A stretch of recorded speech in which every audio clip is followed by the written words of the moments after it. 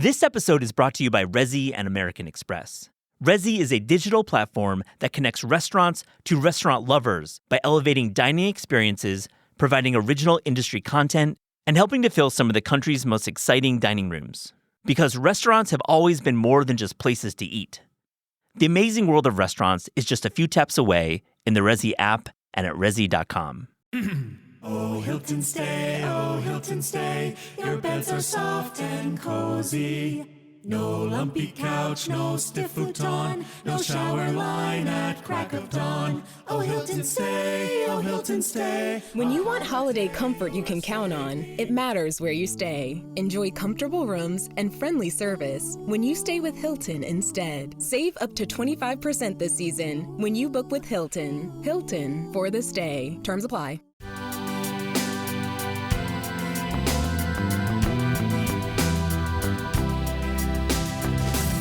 So much has changed, but so little has changed. I think especially in cooking, there's not a whole lot of tech that is going to help you, really help you. Yeah. I mean, maybe the way you can access recipes has changed. But other than that, you still got to get there and turn on the stove and, get a saute pan or a sautoir or a rondeau and cook.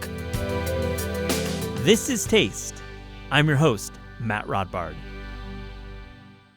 Tom Colicchio is a longtime chef and has operated some of America's iconic restaurants, including Kraft, Gramercy Tavern, and dozens more. He's also the head judge on that little show, Top Chef. We welcome Tom back to the studio to talk about the current restaurant landscape, as well as the release of Think Like a Chef, the 25th anniversary edition of his debut cookbook. The book is a classic and so worth reading today. Tom talks about technique and the mistakes home cooks make that are easy to fix. And before that, we have a great conversation with Johanna Hellregel. She's the chef owner of Amma in Washington, D.C. Amma is a special restaurant with exceptional Northern Italian cooking and a mission to further sustainability practices in a living, breathing restaurant. Johanna takes the Resy questionnaire in a memorable conversation. I hope you enjoy this episode.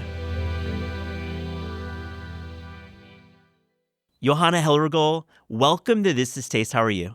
I am well. How are you? I'm good. We're here in Washington, D.C., chatting with you. And before we get to the Resy questionnaire, I want to hear about Amma. Tell me about your restaurant. Yeah. So Amma is a Northern Italian restaurant. We're a couple blocks from the capital, and we are a very mission-driven restaurant. We believe that health and sustainability go hand in hand, and so everything we're doing is really to take care of you holistically. And I love being able to nourish my guests and give them a great meal. So, Johanna, are you ready to take the Resy questionnaire? I'm ready. Let's do it. Give me the favorite thing you've ever cooked. We're going to start with a big one. Okay, so one of my favorite things that I've ever cooked are actually the Tyrolean knödel. You had those last night. I sure did. Yeah. At Amma. So they're like these bread dumplings from South Tyrol. That's where my father is from. Yep. And my sister and I were together one summer, and it was just one of those opportunities that I love cooking with her. Her and I got to make the knödel together, and it just kind of was like this moment. Our father passed away. It just felt like a really special moment for us to cook that dish. And so now having it on my menu, it's a little bit of a tribute to that process, because they're like these bread dumplings. We use like an organic sourdough, and then you have speck, which is that like cured meat from the region, and it's just this like really unique dish that is so comforting, especially in the wintertime. I mean, I had last night, beautiful consommé, and I think the meatball, it's a different texture in the best possible way. Yeah. You break into it and you've got the speck there. It's kind of like this like matzo ball, Kind but of. not, because it's actually made with bread. Yeah. But it's just like very signature to the region. If you're going like skiing, you stop on the mountain and like you have a bowl of that, and it's just really comforting. And there's just something so rustic and authentic to the region that it's like really a signature. And I love being able to make it with my family. Give me a kitchen tool or piece of equipment you can't live without. I think that I cannot live without a really good stainless steel pan. Like, Yeah. I know that that's a weird thing, but it's one of those things that when you have a good pan, it really does make an absolute difference. Oh, absolutely. And I Yeah. think, we live in this world of nonstick, and you're clearly against that. I am very against that. And I think once you learn how to use a nonstick pan, Yeah. and honestly, it just requires a little bit of patience. It's one of those things that you could put little drops and see the water, and then at some point it becomes second nature where you're able to really understand how to use it, and it becomes a nonstick pan. So This is a big one. Your favorite cookbook. my favorite cookbook is my father's. Tell me about it. Yeah, he has like a Tyrolean cookbook that for me is a way to be close to him and just have this opportunity to see some of his recipes.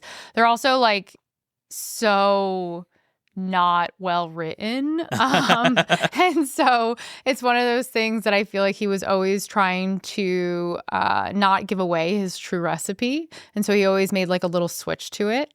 And so I like to actually be able to like understand what he was doing that he would have done differently. So Like, is this a book he published, or is this a private cookbook? No, it's a book he published. There's a couple, but the one that was called Happy Birthday is actually my favorite one because it's a book that has recipes and a menu set for each like if I'm a Pisces, right? So you had like a special menu for that.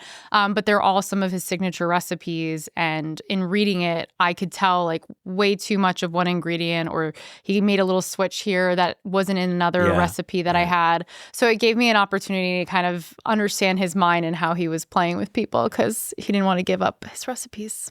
What is your drink of choice? I don't really drink alcohol anymore. We can go NA. Yeah. It's all good. No, I Not just trying was to lead the saying I want to witness. give like the when I do drink because I really do it sporadically. I really love like a South Tyrolean wine. I'm really getting into Alto Adige today, but it's just something that I think is so beautiful. The wines from the region are just I mean, they're some of the most unique, but also some of the most delicious. And I really love wine from Alto Adige or a glass of Caldebosco from Maurizio Zanella. Those are two like specialties that I would absolutely enjoy. But on the non-alcoholic side, I like something like with a bitter. Like when I was pregnant, I created a spritz with like Ghia, which has that bitterness to it. And it has like passion fruit cubes and just like a little bit of lime and some seltzer in there. And it was something that I loved so much that I actually made us put it on Alma's menu. So it's like my only drink that my husband let me put on the menu. But, because he runs the beverage side and you're the chef. Yeah, he does the beverage. And so I try to not intervene too much. And probably keeps the marriage working. Yes. Do you have those boundaries? Well, especially because, I'm doing all I'm doing in food to create this like nourishing menu. And on the beverage side, he's not using any refined sugar. He's not using any dyes or additives. And he's actually getting certified in herbalism. And so we're really trying to make drinks that like give you those digestive properties and make you really feel really good when you have something, or it helps kind of start to aid that digestion. So let's talk about Alta Adige. That is my pronunciation. You do it so much better. Just for our listeners who might not know exactly where it is in Italy, give us some context. Yeah. So I just want to give the context for me, right? I'm from Liguria and Alto Adige. My mom's from Liguria. My dad is from Alto Adige. Home of pesto. Yes. Liguria. So Liguria is like where Portofino is. It's about an hour and a half down from the south of France. Yep. And you're really on that Ligurian coast, and it's absolutely incredible. Just the most incredible seafood. Pesto, as you said, all comes from there. And then Alto Adige is really unique. It's an autonomous region that borders Austria and Switzerland. And so they actually speak Tyrolean, which is a German dialect. Yeah. And the cuisine is very interesting because it is obviously very Austrian influenced in nature. So you have some of these Germanic ingredients, or, sauerkraut is definitely a big thing there, cabbage, salads, etc. These are the foods of my people. Yeah. My grandmother was born in Munich. This is amazing. feeling, Munich is one of my the feeling Dollemeier vibes. is like my favorite place to go visit when I'm in town. It's, there's something beautiful and comforting to it, but you have a little bit of an Italian twist, right? They take their ingredients just as seriously as, any DOP ingredient. So there is really something unique of how it all combined together, right? The knödel has Parmigiano Reggiano inside of it. There's a little bit of love that's been put together. That's great. Yeah. Let's go back to the questionnaire. Give me your favorite food movie. I like the movie Big Night, the one with Stanley Tucci. I think it's a little hilarious, and obviously, as an Italian, it plays to my heartstrings a little bit. I mean, growing up in a restaurant family, you had big nights all the time. Like these nights where prep starts at 6 a.m., you've got like some VIPs coming in, and it's just kind of maybe chaotic. Yeah, I had my first little chef coat when I was 3 years old. So we would put me in the pastry section where it was a little bit safer for a child to be. But then I would take like the microphone at Expo and like literally just scream at it and talk to all the cooks.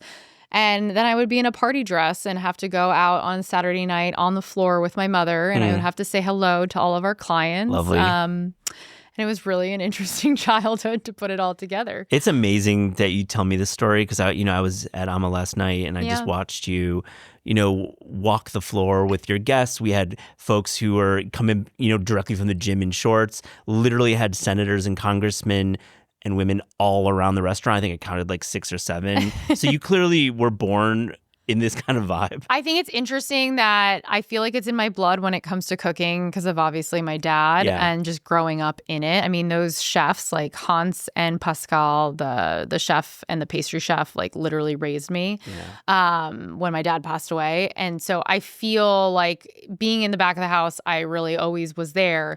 But the front of the house, my mom would like really force me on the floor. And so it was something I enjoyed as a kid. Obviously, sometimes I would feel dragged into it. And now when I'm in my restaurant, I just feel like it's a huge part of it. Yeah. My guests, my community, my regulars, it just means so much to have that interaction with the people that you're cooking for. Yeah, it's so apparent that you care deeply about. Thank you. I really appreciate that. Absolutely. Okay, a big one for you. You were raised in New York City. So I have to ask you your favorite New York City pizza. Ooh, okay. The newest one is the series pizza. Yeah. I do love all of the ingredient sourcing. Yeah. I love an organic sourdough kind of crust and just the way that they're doing it. They use Gustiamo, which is one of my favorite importers. Yep. Beatrice is actually who we use at Ama. Yeah. And so just seeing the level of quality of sourcing, just kind of like if you're going to have a pizza and it's so simple, right? You want to use the best of the best. So I like that. And then if I had to go like Napoli style, I would say Una Pizzeria Napoletana. He's been doing it. I mean, is he on his like 6th or 7th iteration of it? Pretty much. But, I think since I've had the first version, I don't know if I've had this last one, I would say it's always been something that's very consistent, and he takes a lot of care into his craft. Johanna, what do you think about the rise of Neapolitan-style pizza in America? Because, you grew up going to Italy and living there. In the 90s, there wasn't much of it. Wasn't really a thing. Yeah. And now it's a huge thing. It is a huge thing, and I think it's really interesting because if you're used to a New York style, right? I think with series, you're like, okay, it doesn't flop. It is this like perfectly straight, crispy crust. And, I grew up and went to boarding school in New Jersey off of Exit 8. There was Menino's Pizza. It's very New York in a certain sense that it's got kind of that Italian-American aspect to it. So I have a place in my heart for the Italian-American pizza, but I also love the Napoletana style because it's what I grew up with. And it's really just something to savor. Yeah, use a fork and knife and, just get into it. But there's nothing like good buffalo mozzarella on a pizza. Yeah, and it's tricky to find that in the States. Mm-hmm. Not as easy. Yep. All right, big one. List 4 industry people, living or dead, who you would love to host for a dinner party. If I was to host a dinner party, I would actually want to host it for all of my industry family members. I think that with my dad having passed away when I was 4 and not being able to ever cook for him, I would love that honor to be able to cook him a meal. Yeah. And it's really interesting to say this to you, but none of my family has actually been to my restaurant yet, except for my husband's family. Oh, wow. So my mom hasn't been yet, and my sister and my brother. And they're all coming from industry. My sister ran a hotel. My mom ran the restaurant after my dad passed away. And they're in Italy. And so just hoping that soon enough I can feed all of them at my restaurant. Can't wait for you to have that moment. Thank you. I appreciate it. Okay, give us what's going to be on the menu, like a couple dishes when you cook this meal, your own big night for these. Well, I think, of course, I would have to have some, dishes from Alto Adige just to show how I could do it. But also for my mom, there is some tributes to her in Liguria. So I would be really interesting to see. I have a very 5'2", very critical Italian mother. So it'll be interesting to see, for example, with my pesto genovese, with the troffie that we make with chestnut flour, if she finds it to be at the level that she expects it to be. I'm sure it will, Johanna. I'm sure it will. What restaurant industry person do you admire the most? Nora Pouillon. She owned Restaurant Nora, and it is a beautiful restaurant that was definitely one of a kind here in Washington, D.C. She is Austrian and a force of nature. I was just actually honored to have her in at Ama last week. And apparently she's been in 2 times before that I didn't even know. So I'm glad that she's come back. But she created the first certified organic restaurant. And she was doing organic before organic was a movement. And with Ama's mission and principles and what we're trying to do, I'd say I'm building off of what she started. And I think that she was that pioneer that I don't think got enough credit for what she really did in the industry. I'm going to be honest. I'm unfamiliar with her. And I feel kind of embarrassed. And so this is the point of having you on the show is everybody knows, obvie's Alice Waters. And I think she's phenomenal. But I do think that when it came to what Nora was doing, she's one of a kind. And I'm really honored to have cooked for her recently and to know her. What has been your greatest restaurant experience thus far? I've got to say it's opening a restaurant. Yeah, okay. I think that, greatest is one of those words where you're talking about positive, right? Yes. But I think it's like after the challenge. It took me 8 years to make Ama happen and then 2 years of construction. Yeah. And I feel like there was every single obstacle you could imagine that came in my way. And to persevere through that, but also to know that the version that I opened is the one I'm most proud of. Like all those life experiences that I had that didn't actually end up getting me the restaurant when I thought I wanted it, it really made the better restaurant, right? Mm-hmm. Like my mission is so strong because of all those life experiences that I had. Yeah. So I would say opening it and finally getting it open just was such a remarkable accomplishment. Yeah. And now when I look around, I think about the blank shell that it was and how far we've come. You really have. Yeah. What is your greatest professional achievement? I think right now it's the mission that I'm doing at Ama. I find that to be my purpose in life, to create a restaurant that obviously feeds people and is delicious and everything else, but also has a bigger mission to it. And I think that when you look at health and sustainability going hand in hand with the restaurant industry and trying to like systemically change what we've been doing for years, the way we've been doing it just because that's what we do, I think that's really just my biggest accomplishment thus far, and I still have so much more that I want to accomplish with it. What single dish best represents your personality? The rabbit stew. Oh, tell me. I love that. This is good. It's good. So if you think about it, rabbit is one of the most sustainable sources of protein. Yep. It's very healthy. I absolutely love whole animal butchery. I really like to respect the sourcing of the proteins that I do get at Ama. And so we butcher those in-house and we get them from a local farm. And, it helps, honestly, the farm because they kind of breed like rabbits, right? And yes, they do. So that dish to me is a little bit of a tribute to Liguria and the authentic rabbit stew that you can have there with my own little twists. And I think that's definitely telling of my character because I am a little bit rebellious on certain things that my mom would be like, oh, this is the only way to do it. But when I put the fennel and the way that I made this dish with the tomatoes and the Tagasque olives and the way that it kind of came together, there's like this sweetness, there's like the saltiness, there's a lot of combinations that go together very nicely. I mean, rabbit meat has that inherent sweetness that I think you just can't really describe until you try it. Yeah. When diners see the rabbit on the menu, are there some varied responses? It's interesting because I actually had the signature dish. It's like a PBS segment. Yeah. And I actually did the butchery as well as the whole cooking process of it on TV. You butchered a rabbit on public television? I did. Whoa. And I did have many guests who have come in because they saw it. Oh, cool. And so it was almost like the educational experience that allowed people to be like, ooh, I might want to try this. And so that was actually very fun for me. If you're like me, your skin needs some extra care this time of year. All that cooking for family and friends has me busy dipping into my favorite cookbooks, like Alison Roman's new Something from Nothing. I love her tomato kimchi soup a whole lot. This busy season also has my skin in a pretty interesting place. That's why I've continued to rely on OneSkin. I love their OS1 body formula, and it's been invaluable to have a daily routine that delivers both powerful skincare and longevity benefits, all in just a few simple steps.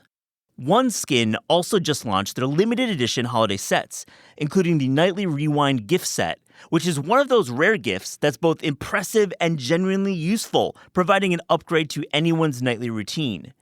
Featuring their best-selling face moisturizer and their new peptide lip mask, each component of the set is designed to work together as your body enters its natural nightly repair mode, helping renew skin at the cellular level for a stronger, smoother, and more resilient skin.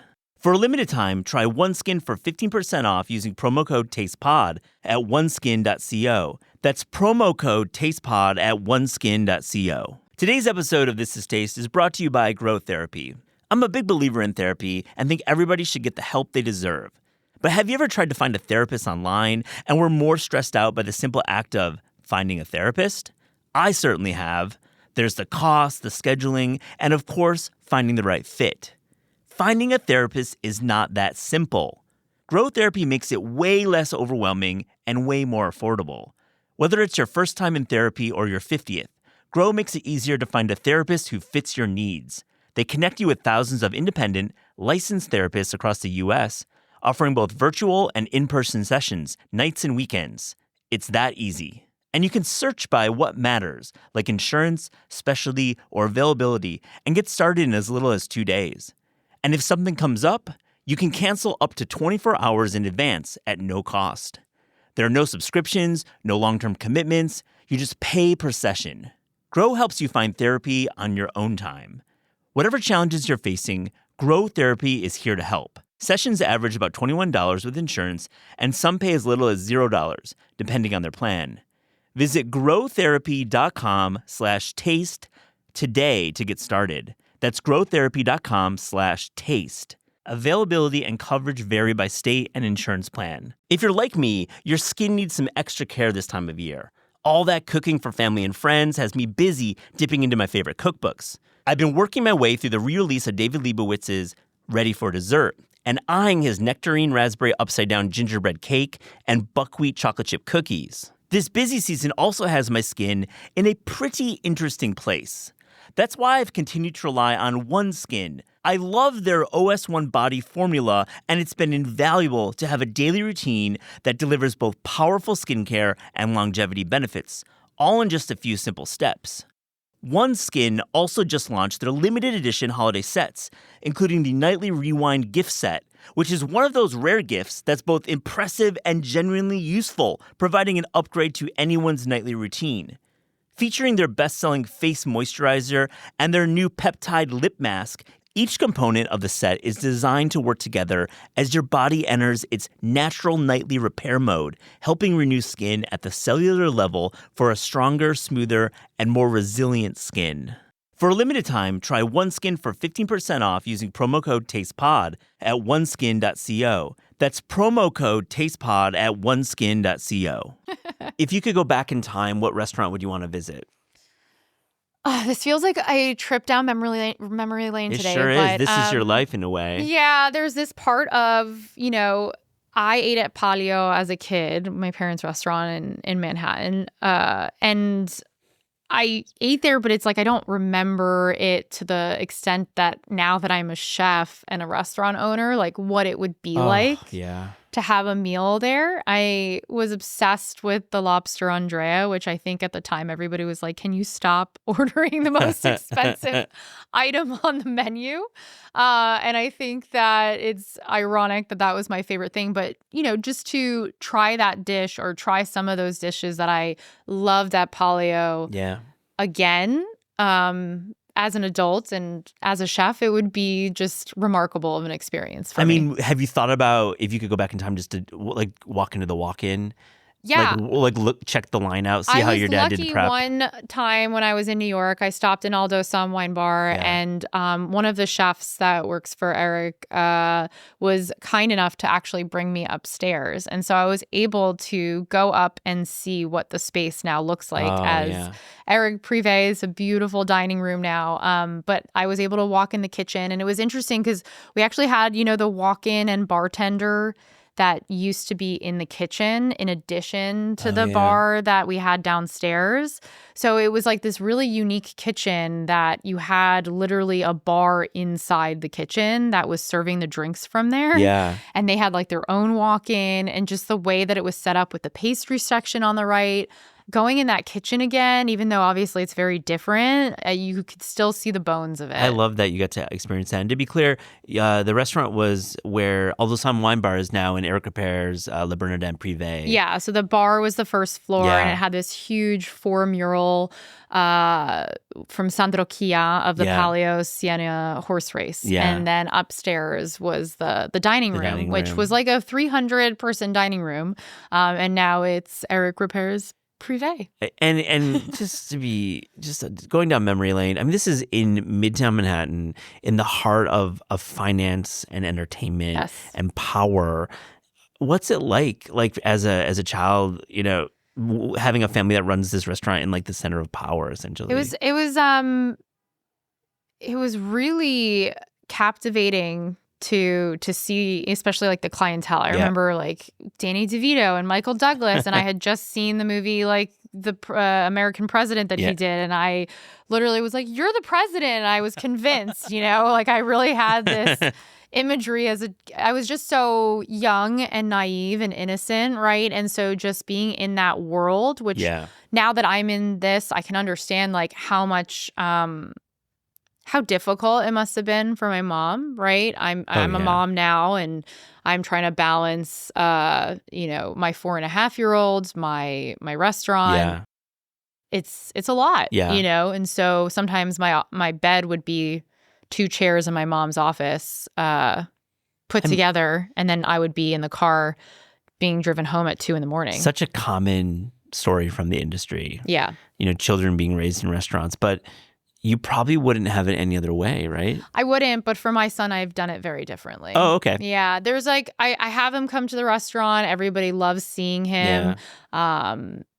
But the whole like sleeping in the restaurant, the way that I want him to be raised is like, I love him being able to experience it, but like having a good, stable like routine and sleep schedule and everything, I think is really important for him. Of course. Yeah.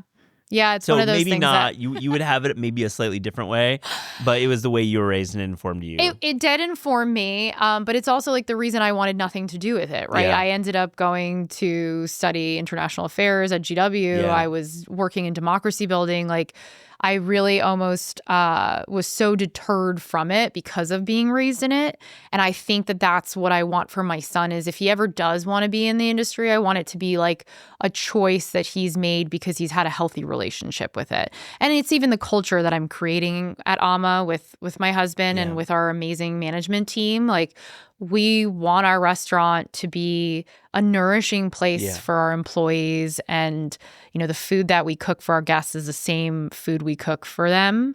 And on top of that, we really want to make sure that they have exceptional health insurance. We work with Oyster Sunday. We do so much to really try to take care of people. And a lot of the people who work at Ama are there because of the mission. And I think that creates more of that sense of community, and it makes it just more enjoyable work environment. So, at Palio, it was, real stainless steel silverware, and you had to polish it, and you were doing the table. It was just very pristine, and I loved being able to see that and that level of expectation. And I'm definitely very detail oriented because of that. But I also want people to be able to make a mistake and be able to, love the place that they work. Yeah, they want to, there are tough shifts, obviously. Yeah. But overall, generally, it's a supportive environment. Yeah. And it's still hard work. And we're open from 8 a.m. until, close as a dinner service. And we have this, cafe bancone window. It's this open air thing. And I just love walking in the morning and I see our barista having a chat with a guest from the window who's sipping an espresso. It's what I always wanted, to feel a little bit like Italy, but here in Washington, D.C. And I think that because the staff feels like they can have a chat and just really create these relationships, we see so many repeat guests and so many people that are part of the Ama community now. It's very cool. Yeah. What is your wish for the restaurant industry? My wish for the restaurant industry is that we start to get more education on when it comes to kind of the health and sustainability, and how it takes just a little bit more work to actually get that education and get the best practices and resources and tools necessary to do it. But once you actually do it, the investment is so worth it. A lot of people look at what I'm doing with Ama, because when you look at sustainability, it's, usually, the Sweet Greens of the world of doing the eco containers or going all the way up to, very high tasting menu, green Michelin experiences. And, I remember hearing on a podcast, some restaurant critics being like, I don't think there can be a sustainable neighborhood restaurant. Interesting. And, I want to challenge that. Yeah. You can get a $2 espresso at Ama. You can get a little pastry. You can also get a meal and not break the bank. And you can do it. And we use all certified organic ingredients. We work with all local farms or artisanal Italian producers, from Beatrice. Yeah. And the quality of our ingredients directly correlates to people's health. And when you think about it, we're having people eating out sometimes 2 to 3 meals a day. And so we are directly responsible of their health. And so we have to really start creating menus that have balance, that have nourishment. The food porn experience or the viral dish is great. Oh, when that brodo was being poured over the dumpling, I definitely had a food porn moment. Yes. I have to say. And you can find that, right? But that's a nourishing bone broth, It sure right? was. And it's one of those things that, when I say health, I don't mean, going on a paleo diet that you can't touch a carb. It's the quality and sourcing and the way that I, even address gluten, right? Yeah. That makes it feel like I have guests who are celiac and gluten intolerant that literally have had pasta or gluten at my restaurant and had no reactions. They trust you, obviously. Yeah. I mean, for me, I was with the celiac, I was very concerned, but she was like, I want to try it. And it was the pasta that has mostly chestnut flour. Yeah. But, she's had no reactions. And having those testimonies, even another person was like, I haven't had a croissant in forever. And we have these cornetto, the Italian cornettos. Yeah. And I was like, listen, you do you. If you want to try it, I'm happy to give you one. He tried it and he came back the next day and he was brimming from ear to ear being like, I had no reaction. I feel amazing. And so that sourcing is really important. And the last thing I'll say is the plastics. That's a huge one for me. Absolutely. You're as plastic free as you probably can be in a busy commercial restaurant. I think it's really important to say that you cannot be entirely plastic free as a restaurant or even just as a society. It's everywhere. It's in paint. It's in chairs. Like, I mean, what do you line your trash cans with? And I believe in radical transparency and not greenwashing people. Yeah. So to me, it's really important to say, like, you know, we are doing our best. Like, we don't have any squeeze bottles. We don't do, you know, any deli containers, plastic containers. We really work to create as plastic free of an environment.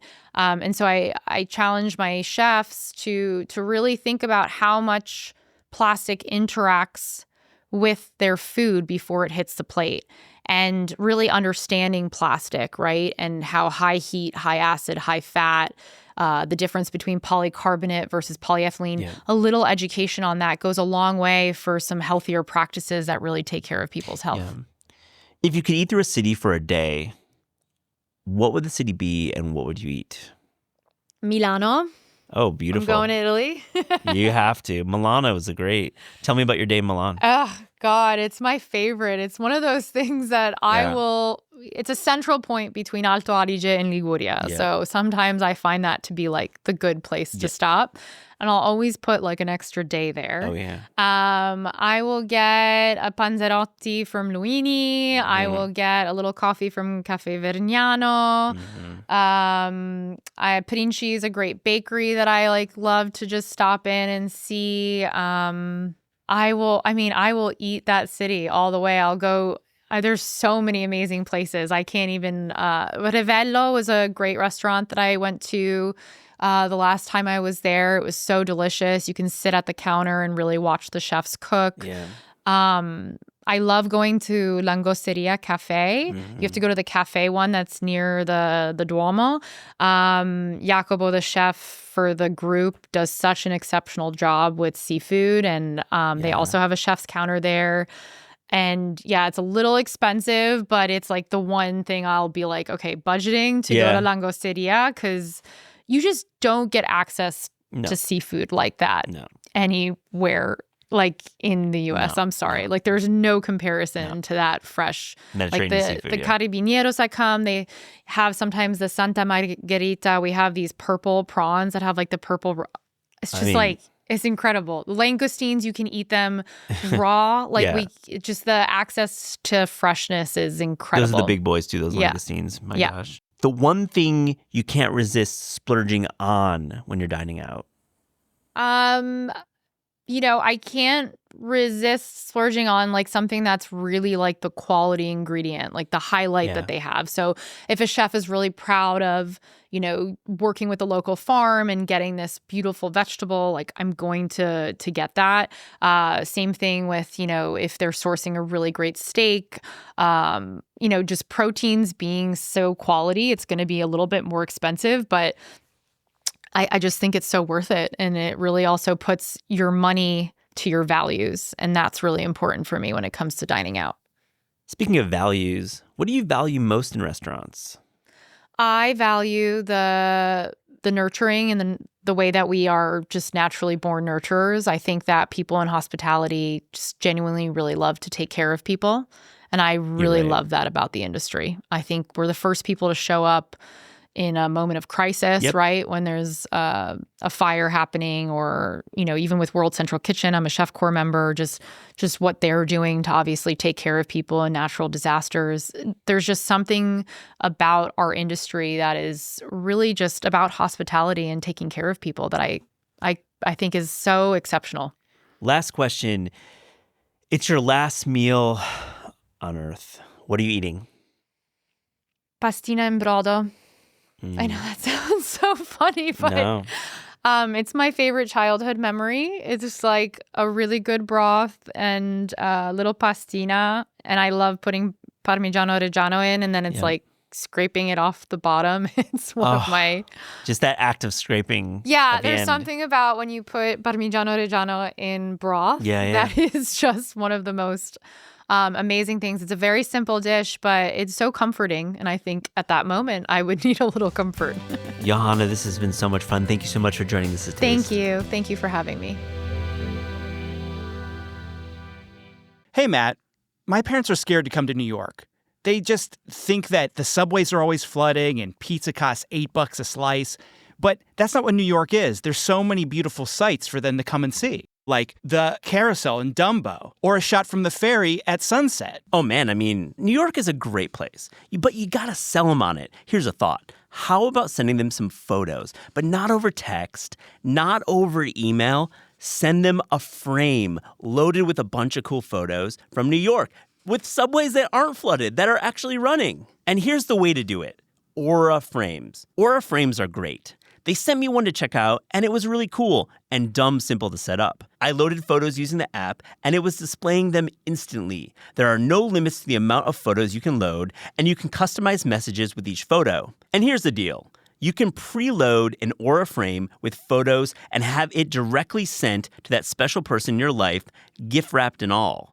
There will be no price tag, and you can include a personalized message. Think about it. All those photos from this past summer's family reunion delivered in a digital frame. That is pretty cool. For a limited time, visit auraframes.com and get $45 off Aura's best-selling Carver matte frames, named #1 by Wirecutter, by using promo code TASTE at checkout. That's AURA frames.com, promo code TASTE. This exclusive Black Friday, Cyber Monday deal is their best of the year, so order now before it ends. Support the show by mentioning us at checkout. Terms and conditions apply. This episode is brought to you by Tempo. We are all really busy this time of year, and sometimes cooking is not an option. Though we crave a healthy, creative, home-cooked meal that an Uber Eats delivery or slice of pizza isn't going to satisfy. Tempo is a smart solution. Delicious pre-made meals, creative and always interesting, arrive to your door perfectly portioned for lunch and dinner and ready to eat in just 2 minutes. I recently gave Tempo a try and was super impressed. No, for real, it's great stuff. The tomato bolognese and cavatappi with garlic parsley green beans was exactly what I wanted after a busy day. And the pulled pork sweet potato fajita bowl with rice and beans was the perfect meal after a busy day of interviewing chefs and writers in the podcast studio. Sometimes you just don't want to think about dinner. Tempo has the solution. With 20 meals available for delivery each week, mealtime is never boring. And for those macro counters out there, Tempo is a smart option. For a limited time, Tempo is offering This Is Taste listeners something pretty amazing. 60% off your first box. That's 60%, which is pretty close to free. Visit tempocooking.com/taste for 60% off your first box. tempocooking.com/taste. Rules and restrictions may apply. This episode is brought to you by Our Place. Shopping for cookware online can be simply mysterious. I once bought a sauté pan online that promised a true non-stick experience, and all I got was an omelet that, you guessed it, stuck to the pan. And who knows what material I was actually cooking on. Most nonstick cookware still contains harmful chemicals like Teflon, which can leach into food, the environment, and the home. But the pan I bought online, man, it sure looked cool. Our Place makes high-performance, toxin-free cookware. It's that simple. Their products are made without forever chemicals like PFAS and PTFEs. I had to Google that, and man, that stuff is nasty. So you can cook confidently without wondering what's in your pan. Stop cooking with toxic cookware and upgrade to Our Place today. Visit FromOurPlace.com/taste and use code TASTE for 10% off site-wide.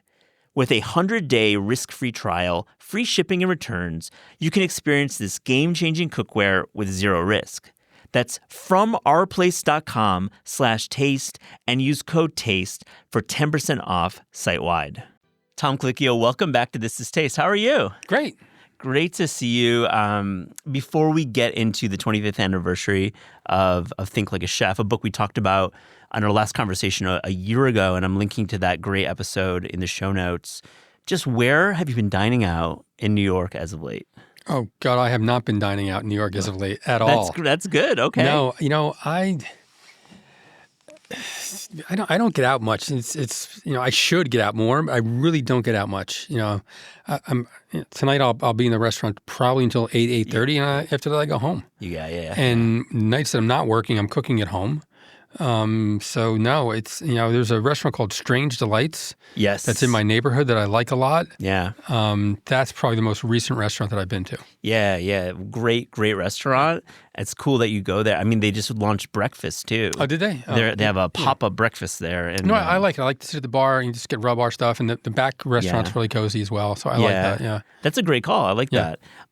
So again, I'm linking to the great episode about your memoir. Still sticks with me a year later. I thought it was just a terrific book. Talks about your journey. What have you been up to the last year since we spoke? I think we've had an election. We've had a we're having another election today. Today we're taping this on Election Day in New York. What you've done Top Chef, you're continuing to do that show, and you're working in your restaurants. Well, I think the big thing is in terms of craft is 25 years old next year, and we made some major changes there. Yeah. For years we were large format, family style, and we recently changed and went to a plated menu.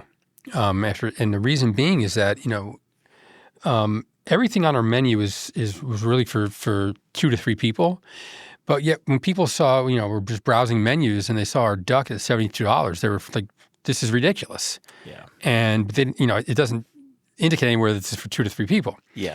And also, I think post-pandemic, a lot of people just weren't sharing anymore. They were taking, a 16-ounce pork chop and ordering it, and we put it in the center of the table to share, and they would just take the whole thing and try to eat it. Yeah. So the combination of the two, and prices going up the way they are, we decided to make a big change. And so that's the big change for the year. Started doing that, start working on that in the summer. Yeah. And so that's been, a challenge because a lot of our regulars were like, we like the old menu. What are you doing? Yeah. So it's, but that's been it. Let's go back to the book, Think Like a Chef. 25 years ago, it was published, and I think we were chatting last time. Right. I don't know if it was on mic or off mic, but you were like, that book needs to come back.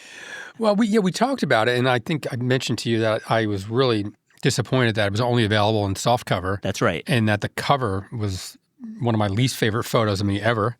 And that's right. And I just hated the cover of the book.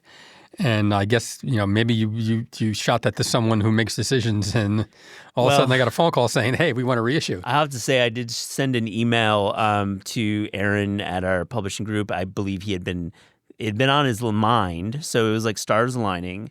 And here we are a year later, and the book is out. And I think I was able to really give it a read, and I have a bunch of questions about the style of cooking back then. But let's go back to the original publishing of it. I think it's important to note Roy Finnemore was your editor, a real legend at Clarkson Potter. He's since passed.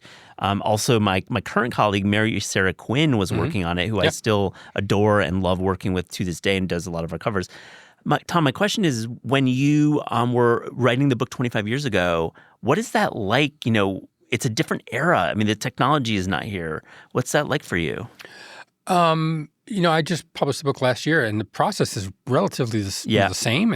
Technology hasn't changed anything in terms of producing the book. And we did have the one thing in common in both books. The author for Think Like a Chef, one of the authors, Sean Fry, was a captain at Gramercy Tavern, a very smart guy, but he turned in a draft that was really hard to follow, and he was trying to pull something off that was very hard to do. Partly it was written in his voice, partly written in my voice. There was this narrative running through the book, and it just didn't work. And luckily for me, my wife, Lori Silverbush, is a writer, and she rewrote that book, and the same thing happened with the current book. Yeah. But working with Roy was great because once we turned in the draft, he did very little work. He was like, "I love it just the way it is. It's really good." I mean, I don't know if a word was changed. Wow. But he was also instrumental in the cover, even though Mary Sarah did the design of the book. Yeah. But the cover, actually, Roy chose the photo of my hand. That was a bigger picture of my body, and he just zoomed in on the hand and thought that was the right cover. And I completely agreed with him and loved it. Yeah. And then, but he was just very very open to what we were doing, and it was a little different. And he said, "No, this is this is perfect the way it is. So there's Roy very little- Finnemore also famously discovered Ina Garten when she was running a shop out in the Hamptons and found her as an author. How was Roy approaching you? You know, Tom, you're a very well-regarded restaurant chef in New York City, James Beard, but you're not a media personality at that time. How was he courting you to do a book? What was that like? Well, I pitched the book. You pitched He it, was okay. assigned, Clarkson Potter picked it up. He was assigned to edit it. Cool. So I remember him coming in. So we shot all of the photos were done at Gramercy Tavern in the private dining room because there was a kitchen in the back of the kitchen that we would use for the private parties. So I was able to do everything real time there. And he came in, and Bill Betancourt was the photographer, and he came in and he was like, "I'm going to be there for the photography. I want to get hand." And he walked in and saw what we were doing and said, "This is great," and he left.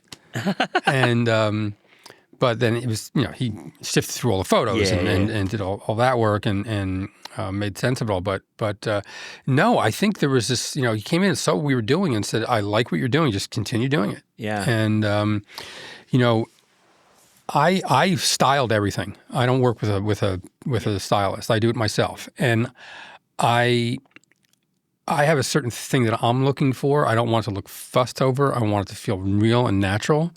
And I think we accomplished that. I think in the time it was progressive in that way. Yeah. That it wasn't overly propped. It didn't feel like, some of those 90s cookbooks felt pretty 90s because they were pretty ornate in a lot of the dressing, and you really stripped it down. It obviously lended to what you're writing about, which was a lot of technique and a lot of some minimalism. Well, the book the book was written for someone who likes to cook. Yeah. And someone who is, I struggled with recipes. As I examined it when I was older, most likely I would have been diagnosed with ADHD. All my children are clinically diagnosed. Mm-hmm. Back then they weren't diagnosing it. And I struggled with a recipe. And I struggled to try to figure out what the author was trying to tell me. It wasn't until I found Jacques Pepin's La Technique that completely, changed the way I was able to look at food, because then I was looking at it through the lens of there's a series of techniques and methods and things like that you have to learn. And so with Think Like a Chef, I wanted to get the reader to understand that once you understand the basics, then you can cook your own food. You don't have to cook someone else's food that, or you don't have to worry about going to the market and there's one ingredient you can't find, so you got to scrap the recipe. Right. You can just go there and buy a bunch of ingredients and cook. So you make your own recipes. I mean, the book I wanted to write wouldn't have had a recipe in it, but obviously it's kind of hard to do a cooking They recipe, had different right? thoughts, but Right. your instinct was to really focus on technique. Yes. And also ingredients But then too. also looking at some of the trilogies, the section on trilogies, where love that. we take 3 ingredients, and by changing the approach to each ingredient, you come up with different dishes. And then the same thing with studies, where it's one ingredient that you turn, like the tomato, you turn it into a roasted tomato, and then that becomes the springboard for the recipe. Yeah. To me, that was a way to illustrate to the hobbyist, home cook, I call it, hobbyist cook, that this is the way to think about putting things together. So now that you have the technique, the question is always, well, how do you know what to put together? And I think this is the first time in print it said what grows together goes together. Yeah. But also this is the way I think about putting dishes together. And then in the end, where we just take dishes that are kind of like side dishes and turn them into dishes by looking at this whole idea of it's a very intuitive component cooking. Yep. And so, the thing for me is that this was really for the home cook, but then so many young, budding professional chefs and cooks really latched onto it and really used the book. Yeah, and will today. And picking up this anniversary edition beautifully. It's a hardcover, really nice, new art direction throughout in some elements. Let's talk about the introduction. Yeah. What's it like, Tom, to write the introduction for a cookbook that came 25 years before? Was it challenging to write that introduction? No, because, so much has changed, but so little has changed. Yeah. I think especially in cooking, there's not a whole lot of tech that is going to help you, like really help you. Yeah. Maybe, the way you can access recipes has changed. But other than that, you still got to get there and turn on the stove and get a saute pan or a sautoir or a rondeau and cook. There's no substitution for that. And so, no, I thought it was a pretty easy thing to write. Yeah. Are there recipes that you wanted to maybe finesse a bit? Not so much the recipes, but I wouldn't have minded maybe because we didn't have the time to. Yeah. But fill out maybe some more, like add another trilogy or add another study. Yeah. That would have been, listen, would I want to do a whole book on this again? I mean, I thought about it. I even have the title. It's called Think Again. But we'll see. I mean, you should think about that. Yeah. Because I think it's cool. Because I think that there are certainly timeless flavor combinations, but there's also things that were of the moment in 2000, right? Oh yeah, there's definitely ways to reintroduce some of these theories and come up with new ones. Yeah. So Tom, you write, quote, "Cooking is a craft that begins with technique," and I think we have a lot of people listening to this show who might not even know what technique means. Give us a sense of when you write that chapter, what you're trying to say. Sure. I mean, the building blocks of cuisine, making a stock, how to then turn that into a sauce. Yes. And we have a small chapter on that, though I think we break it down pretty easily. Knowing how to properly roast something, how to properly braise something.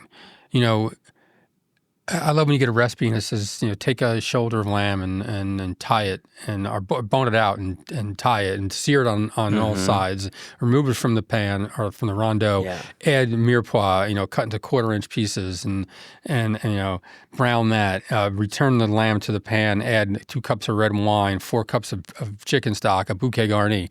Well, you could simply say braise the lamb shoulder. That's all you're doing here, right? Yeah. And it doesn't matter if it's a rabbit leg, a lamb shoulder, a pork breast, pork butt. Braising is braising. The technique is all the same. And so now once you learn that this is what they're trying to get you to do, then the question is, okay, how do I alter this? Well, if you're doing like more of a French braise, it's mirepoix, bouquet garni, and stock, right? Well, if you want to move that into a different direction, add star anise. Add, 5 Chinese, 5 spice, powder, add, chilies to it if you want it spicy. So how do you want to alter these flavors? Is the liquid ratio the key there with this technique? Again, the ratio isn't so – see, here's what people, I think, they rely too much on measurement as opposed to the process. So the process is if you're braising something, do you want it completely submerged or do you want just maybe the top, maybe – 1/8 of an inch sticking out of the braising liquid so it gets a nice little crust. So the question is now, what size pan are you using? Yes. Because all these things, are important. This is why it's more important to say, put the amount of liquid in so the piece of whatever you're braising is either submerged, fully submerged, or just barely poking out of the top. That's the real, same thing with like, we're coming up to Thanksgiving, and you're going to get the question, I have a 14-pound turkey. How long do I cook it? That's not the question. Yeah. The question is, what temperature should I cook it till? Yeah. Right? The internal temperature, if you want it at 160, why is turkey always dry? I mean, no brine, probably. No, that's not even that's the issue. I don't like the brine. I think brine actually dries it out. Most recipes will say put it in a 375-degree oven. If it's a 14-pound turkey, that's going to take how long to cook? You got to bring it to 160 degrees. So by the time the internal temperature is 160 degrees, the external temperature is 375. Yeah. So how about we take that and lower that down to 225? Mm-hmm. It's going to take longer to get that internal temperature to 160, but the outside temperature is still only going to be 225 degrees. Yeah. Right? It's not going to be as dried out. So people are just, they're too focused on the amount of time something takes as opposed to what temperature you want to cook it to. The final. If it's a roast. But so anyway, the proper way to roast, the proper way to braise, the proper way to saute. How do you cook a green vegetable? Right? Yeah. How do you cook, beans and things like that? And so once you understand the techniques, then when you're looking at a recipe, you can go, oh, I see what they're doing here, and you can alter it and change it and make it your own. Or you can just get rid of recipes. Did you come across any new techniques since publishing this that you wish you would have added? I think the roasting, I actually roast on much lower oven Lower now. now. Much lower. And then, so what I would do for the turkey is roast it at even 200 degrees. Yeah. And then when it gets to 160, you take it out of the oven. Then you crank your oven up. Take the turkey out first, then crank it up, and then put it back in to crisp it up. Yeah. But I just think it's a better technique, especially for a large roast. So let's go back to trilogies, this idea of three components and playing them off each other. I think during this TikTok age, there's so much maximalism out there online, but the idea of paring it down to three simple ingredients and using the technique we just talked about is really a safe way to cook well. For our listeners who should pick up the book, like tell us some of the trilogies you include in there. We did ramps, morels, and asparagus. Love it. Because that's it's all about spring. Yeah, so spring. By taking each of those ingredients and treating them differently, you come up with different dishes. Yeah. We also did lobster pasta and peas. I loved that. And again, by treating them all differently, you come up with different dishes. That feels a little bit of the era. Yeah. A little bit of the early 2000s. Yeah. I love it. Love it. But I think it still holds up. Oh, 100%. I was just at Carbone and they were doing that exact thing. No peas, but they were lobster pasta. Pasta. Sure. Yeah, exactly. I remember, back in, God, it had to be 84. Alfred Portali, his first menu at Gotham had a lobster bolognese on it. Oh, fun. Yeah. I like that. But I think actually Jacques Maximum had a lobster bolognese type thing in one of his menus. It goes because I think Alfred worked for him at some point. So it goes back, yeah. Tom, on This Is Taste, we ask guests about their discerning taste. So to close this interview, here's a little rapid fire, fast and furious taste check. Are you ready? Sure. The best fruit. Peaches in season. The worst vegetable. The worst vegetable. Worst vegetable. Why is it? Why? I don't know. I mean, you're optimist. You like vegetables, but there's I love vegetables. Yeah. Worst though. I mean, I grow a lot of vegetables. Oh, yeah. well, I hate okra, so that's it. Sure, there you go. There, okra is the answer. Yeah, you can't cook with it. What is your typical breakfast? These days I do a protein shake. All right. What's in it? Every morning. It's a chocolate cachava. Okay. Makes it, and it's just a protein powder, a chocolate protein powder that I sometimes will blend with ice and a banana.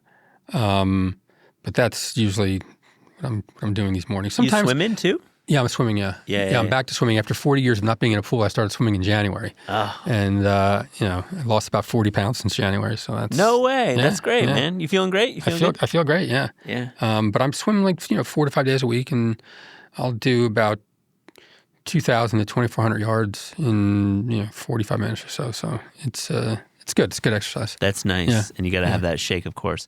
The best dessert. I just like ice cream and sorbet. I'm not I like chocolate, but I don't go crazy for it. I'd rather a fruit dessert. Give me a lemon sorbet and I'm happy. Yeah, I like that. A restaurant you wish you could bring back from the dead. Jean-Louis Paladin's restaurant. Yeah. He was so innovative. He was so ahead of his time. It'd be great to see if he were alive to see what he'd be doing today. Jean-Louis. Yeah. What made it so special? Jean-Louis. Yeah. I've never eaten there, but I knew Jean-Louis really well, and but never got to his restaurant. I mean, he cooked with us at Gramercy for an event, and he was actually before anyone in this country. He was going to farmers. He was buying from farms. He was, buying great seafood. I mean, he was way, way ahead of his time. Yeah. When you're craving fast food, where are you going? I don't. I don't do fast food. Not even a quick Shake Shack burrito? No. I'm not a. I don't crave a burger like so many people. I don't need to have one. If I'm going to eat meat, I'd rather eat steak or something. But no, I haven't had fast food in. I mean, the last time I had fast food, we were shooting in Wisconsin, and I went to one of those burger places. But I just went there for ice cream. Oh, like Culver's. Culver's, sure? yeah. But I went there for ice cream or Leon's. Oh, Leon's one of the two. Great. Yeah. I forget which one, but I went for ice cream. That was it. But I don't do fast food. It's just not my thing. I respect it. Your favorite city outside America to visit for food? I was in Singapore we shot our finale there. I thought Singapore was just amazing, food-wise. Between hawker stands and chili crab and they treat food like a sport there. I mean, it's I was really impressed. That's very cool. Last one, your favorite sandwich? I don't know if I have a favorite go-to. I love sandwiches. We have a whole new sandwich menu at Falada that we're serving at lunch. And Dude, Witchcraft. well, I know Witchcraft, but Witchcraft's gone. There's no I more. know. It's I'm gone. remembering it. Like, it was truly like it a was great. legendary place. Absolutely. You said you like sandwiches. Like, Witchcraft, man. That was Yeah, great. Witchcraft was great. was so good. And there were so many good sandwiches there. I think So the many tuna good. was one of my favorites. Yeah. Tuna with fennel, black olives, which we actually do a version of that at Falada. But Yeah. we do sandwiches there, and if you want a great sandwich, we got them. Yeah, Velada. Yeah. Yeah. I got to dine there this past winter. It was great, man. Yeah. Great restaurants. Tom, 25 years at Kraft. Maybe you'll come back next year and we'll talk about those 25 years. Sure. Always a pleasure having you in the studio. Thank you so much. Thank you.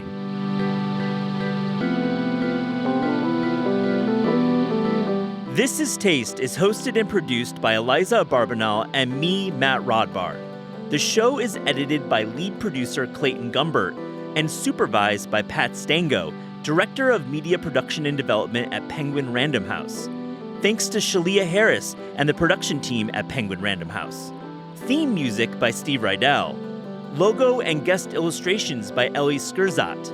Visit Taste online at tastecooking.com and make sure to subscribe to our newsletter to keep updated on all cool things in the world of taste.